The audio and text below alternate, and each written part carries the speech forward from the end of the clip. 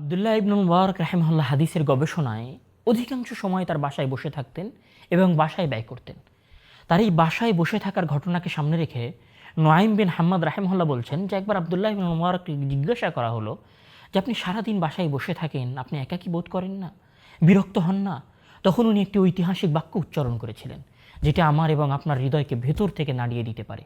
উনি বলেছিলেন, কাইফা আস্তাওহিশু ওয়া আনা মা'আন নবী সাল্লাল্লাহু আলাইহি ওয়াসাল্লাম।